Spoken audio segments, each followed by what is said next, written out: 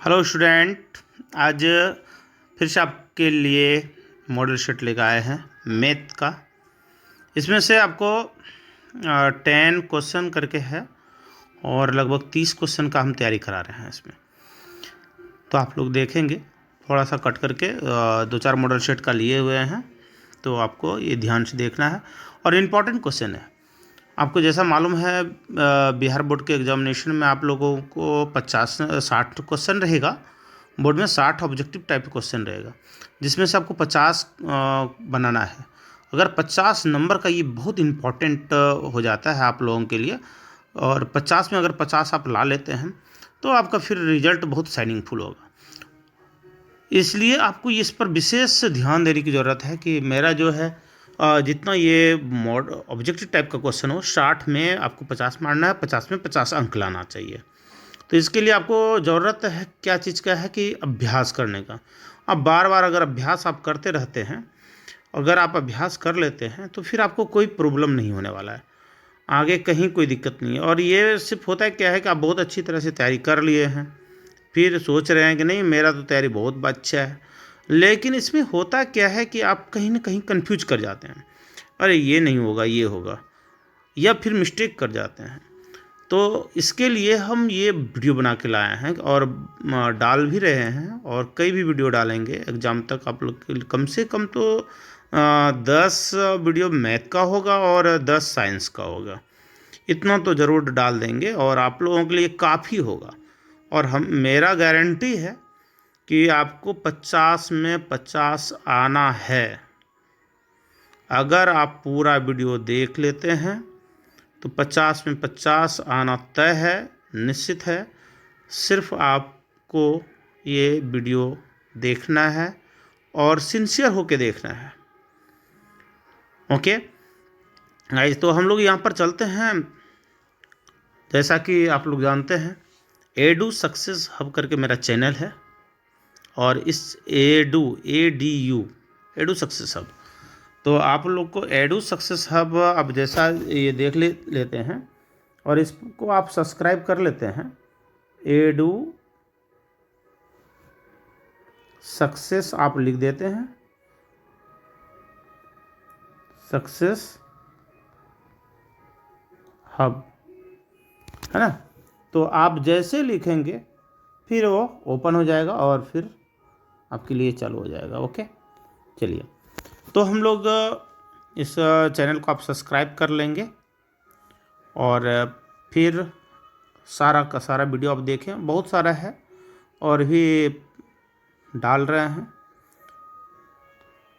चलिए, आपको सहयोग करना है सिर्फ सब्सक्राइब करके। क्वेश्चन नंबर 1 क्या है? ax² plus bx plus C equal to 0 के मूल समान हो तो निम्नलिखित में से कौन सत्य है ना। In root of ax² plus bx plus C equal to 0 are equal, then which of the following is correct. तो इसमें कौन सा करेक्ट है आप लोग जानते हैं, क्या जानते हैं कि विवेचक यानी डिस्क्रिमिनांट equal to b² minus 4ac होता है। अगर मूल समान कब होगा? जब 0 होगा। तो b² इक्वल टू क्या हो जाएगा? 4ac उधर चला आएगा, 4ac यहाँ इक्वल हो जाएगा। तो b² इक्वल टू 4ac कहाँ है? ये होगा आंसर आपका ख नंबर। ओके, अब आपको चलना है क्वेश्चन नंबर 2। यदि x² प्लस 3x प्लस 12 बराबर 0 तो x का मान निम्नलिखित में से कौन सा होगा? If x² plus 3x plus 12 equal to 0 then value of x will be which of the following. इसमें से आपको देखना कि इंटीजर्स होगा, कि इरेशनल होगा, कि फ्रैक्शनल नंबर होगा, कि नॉन रियल होगा। रियल है या नहीं है, इसकी जानकारी के लिए आप लोग को क्या, आपको जैसा मालूम है, आपको अगर आप चाहते हैं कि नहीं, यहाँ पर देख लें b² माइनस 4ac है ना। तो b² माइनस 4ac पर हम लोग आपको तोड़ना पड़ेगा। तो b² क्या है? 3²। अंदाज लगाना है, इतना आपको करना नहीं है, फटाफट करना है। 12 तो आपका 3 का 3 3 जा 9, 3 3 9 होता है, 9 होता है, और 9 में बच्चों का 48 होता है। तो आप लोग 9 में 48 माइनस में आ रहा है ना रिजल्ट, माइनस में आ रहा है तो क्या होगा आपको पता है, जब माइनस में रिजल्ट आने वाला होगा, माइनस में आएगा यानी लेस देन, क्या है, लेस देन ये डी, यदि क्या हो, लेस देन 0 हो तो मूल वास्तविक नहीं होगा, रियल नहीं होगा, नन रियल होगा। ओके ना, वास्तविक मूल नहीं होगा जब डी से, और 0 से छोटा का मतलब -1 -2 -3 माइनस में जो भी आएगा। ओके, तो यहाँ पर आपका आप देख रहे हैं क्या आएगा, ये आंसर आपका हो जाएगा। चलिए गाइज, क्वेश्चन नंबर 3 क्या है, यदि वृत्त की परिमाप और क्षेत्रफल बराबर हो।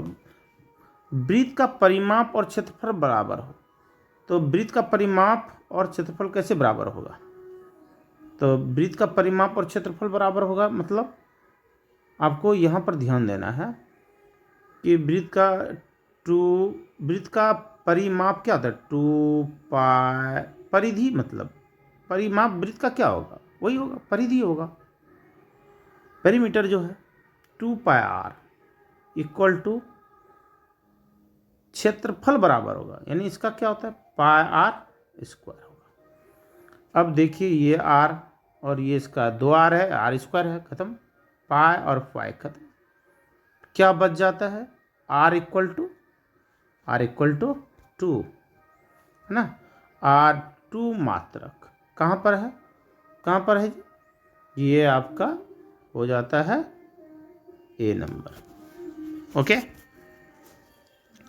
अब आपको चलना है 4, इसका माध्यक क्या होगा, मीडियन, मीन मीडियन मोड है, तो यहाँ पर मीडियन है, तो मीडियन में आप लोग जानते हैं, क्या जानते हैं, सबसे पहले इसको ऑर्डर में सजाना होता है।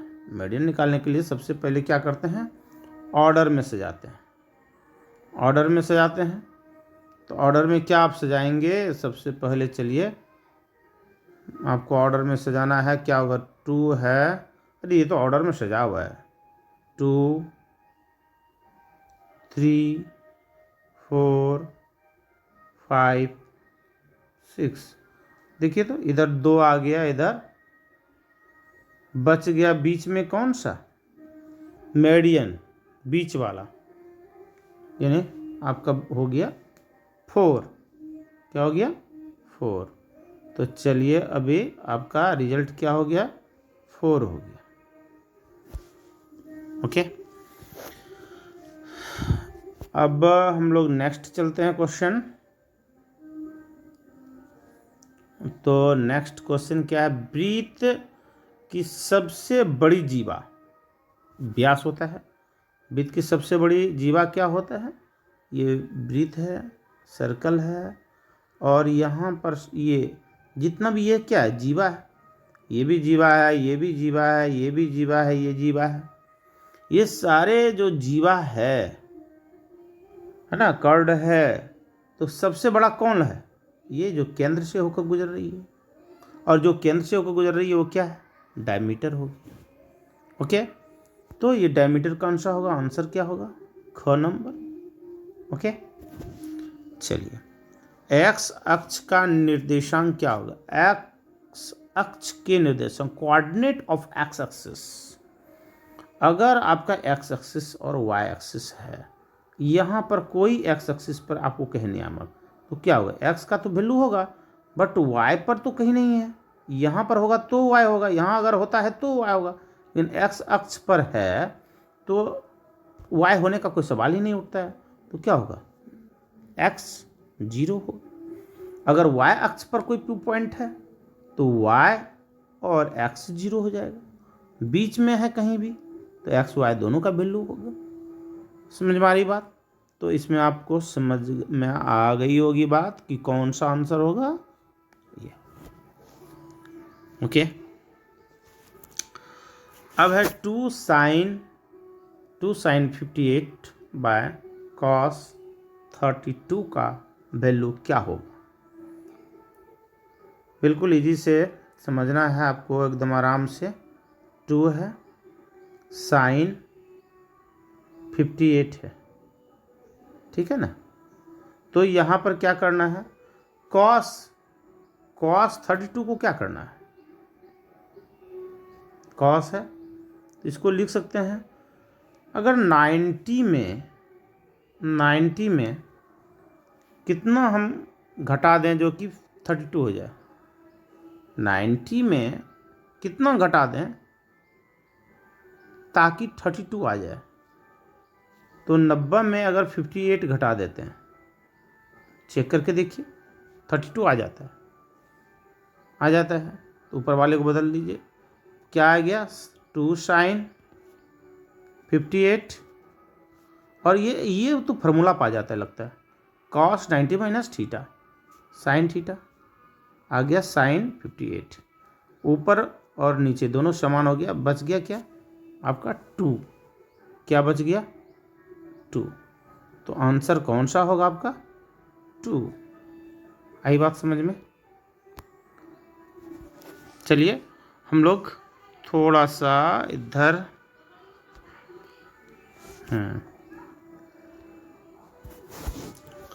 किसी घटनाओं की प्रायिकताओं का योग, जितनी भी प्रायिकता होगी सभी प्रायिकताओं का योगफल। मान लीजिए कि अगर एक येस में है और दो ग्रीन है और 2 जो है रेड हो जाता है, 2 रेड हो जाता है और 3 रेड ले लेते हैं, ठीक है। चलिए यहाँ ले लेते हैं। अब हम देखते हैं कि प्रायिकता, लाल की प्रायिकता, ग्रीन का प्रायिकता क्या होगा, ग्रीन की प्रायिकता क्या होगी, 2/, टोटल 5 है, 2/5। और लाल का क्या होगा, रेड का क्या होगा, 3/5 प्रायिकता होगा।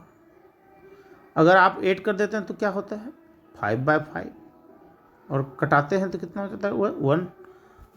तो आप देख रहे हैं ना, किसी भी प्रायिकता का सम जो है, सभी प्रायिकताओं का योगफल, सभी प्रायिकताओं का योगफल, किसी भी घटना का सभी प्रायिकताओं का योगफल 1 होता है। एक चर में रैखिक समीकरण का व्यापक रूप क्या है, एक चर में रैखिक समीकरण मतलब the standard form of one variable linear equation is. तो आपको लीनियर इक्वेशन का आप लोग जानते हैं, जिस पर एक पावर होगा, linear equation ax plus B,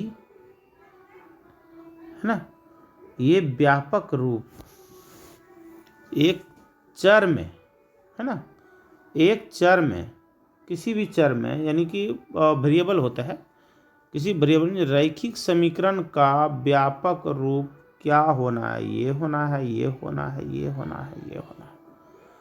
तो इसमें से आपको देखना है कि क्या होना चाहिए, बताइए आप लोग खुद। चलिए यहाँ पर हम लोग ये करें, देखते हैं क्या होगा, ax प्लस, ये तो बता ही दिए हैं, बिल्कुल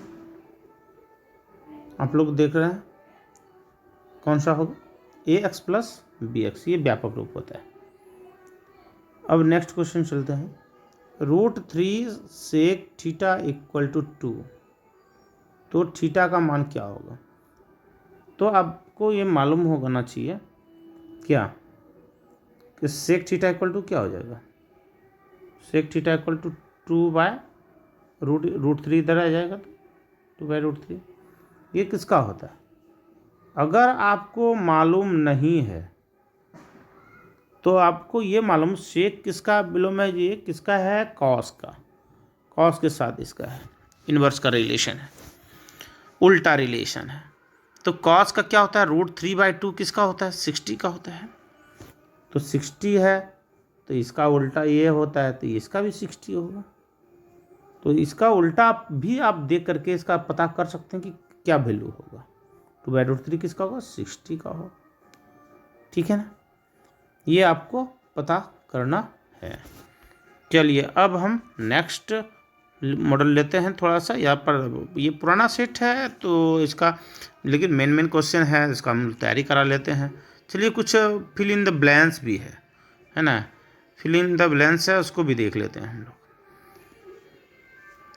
दो समरूप त्रिभुजों के क्षेत्रफलों का अनुपात उनकी संगत भुजाओं के, दो समरूप त्रिभुज है ना, दो समरूप त्रिभुज है, मान के चलिए ये क्या है, समरूप त्रिभुज है। तो यहाँ पर आपका समरूप त्रिभुज दो है और इसका क्या कर रहा है, क्षेत्रफल का अनुपात, इसका जो एरिया ऑफ होगा, तो आपको मालूम होना चाहिए area of triangle ABC by area of triangle DEF है ना, इक्वल टू क्या होगा, संगत भुजा, जो संगत भुजा होगा AB है तो AB बाय इसका, अगर इसका कॉरेस्पॉन्ड DE है, संगत भुजा का वर्ग होता है ना, पढ़े है ना। तो इसके अनुसार से संगत भुजाओं के वर्ग के अनुपात के बराबर होता है। ठीक है, चलिए नेक्स्ट क्वेश्चन कहता है इसका माध्य क्या होगा, माध्य क्या होगा, 1 2 3 4 + 5, सबको क्या करना है, इतना देख लेंगे कितनी संख्या है, ये 1 2 3 4 5 5 संख्या है ना, 5 से डिवाइड कर दीजिए। 5 4 9 3 12, 5 4 9 3 12 3 15, 15/5 5 दिया 15 है जी, तो 3 हो गया। तो आपका यहाँ पर क्या हो जाएगा, 3, आंसर क्या आएगा इसका, 3 आ जाएगा। ओके ना।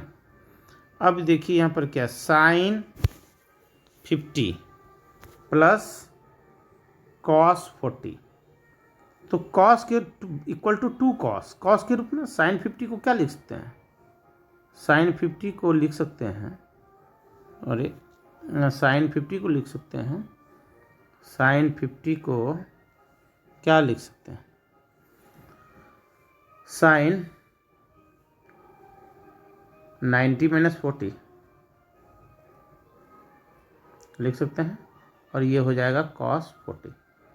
तो जल्दी देखिए, यहाँ sin 50 को क्या लिख सकते हैं, cos 40, और cos 40 2 cos 40, यानी कि यहाँ पर आपका रिजल्ट क्या हो जाएगा, 40 cos 40। tan 90 - थीटा, तो tan 90 - theta equal to cot theta, तो यहाँ cot हो जाएगा। किसी वृत्त की स्पर्श, किसी वृत्त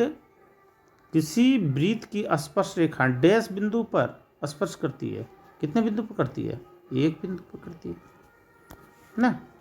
AP का समांतर माध्य ऋणात्मक या डैश हो सकती है, धनात्मक हो सकती है, समांतर यानी कि सॉरी सार्वंतरकार है, common difference. Okay okay okay, common difference, सर्व अंतर धनात्मक होगा, ऋणात्मक होगा, या फिर 0 होगा। ओके ना। चलिए, रैखिक समीकरण का आलेख क्या होता है, एक सरल रेखा होता है, स्ट्रेट लाइन होता है, एक सरल रेखा, समझ में आई बात। B² - 4 और इसको B² - 4AC को क्या कहते हैं, विवेचक कहते हैं। विवेचक लिखिए, विविक्त कर लिखिए, या इसको इंग्लिश में डिस्क्रिमिनांट लिखिए। समझ में आई बात, कुछ भी है चलेगा। अब वह समीकरण जिसका कोई हल न हो असंगत होता है, क्या कहलाता है, असंगत, असंगत। चलिए, असंगत आ गया। अर्धगोले का संपूर्ण पृष्ठीय क्षेत्रफल, अर्धगोला है, इसका संपूर्ण पृष्ठीय क्षेत्रफल, तो आधा का 4πr², तो पूरा का आधा का होता है 2πr², 2πr²। अब एक लेकिन इसमें क्या होता है कि एक देखिए आपका ऊपर वाला भाग जो है ये कैसा है, वृत्ताकार भाग है, ऊपर में बना और फिर ये नीचे बना, तो ये वाला तो वृत्ताकार है, इतना का तो आप ले लिए 2 पाई आर स्क्वायर, इतना भाग का। लेकिन ये ऊपर वाला भाग का, ये भी तो आपका वृत्ताकार है, तो इसको यहाँ पाई आर स्क्वायर है, आपको 8 कर देना है, तो कितना हो जाएगा 3 पाई आर स्क्वायर। ओके, तो आपको यहाँ पर क्या आएगा, आपका आ जाएगा 3 पाई आर स्क्वायर। ओके, द्विघात। अब आपको यहाँ पर 20 क्वेश्चन हो गया है। चलिए थोड़ा सा आगे और बढ़ते हैं, इसको यहीं पर रहने देते हैं, नेक्स्ट आपका वीडियो में फिर से लेते हैं हम इसको, छोटा छोटा रहेगा तो आपको फिर। ओके, आज ही हम डालने वाले हैं दूसरा भी वीडियो। ओके स्टूडेंट, आप लोग अच्छी तरह से तैयारी करें, अब बहुत नज़दीक आने वाला है, आपका एग्ज़ाम हो गया है और 17 फरवरी के आसपास होने वाला है, इसलिए आप लोग निश्चित रूप से अच्छी तरह से तैयारी करें। Best of luck. चलिए सब्सक्राइब कर दिए, ज़रूर कर दिए होंगे, विश्वास नहीं पूर्ण विश्वास है। Okay bye.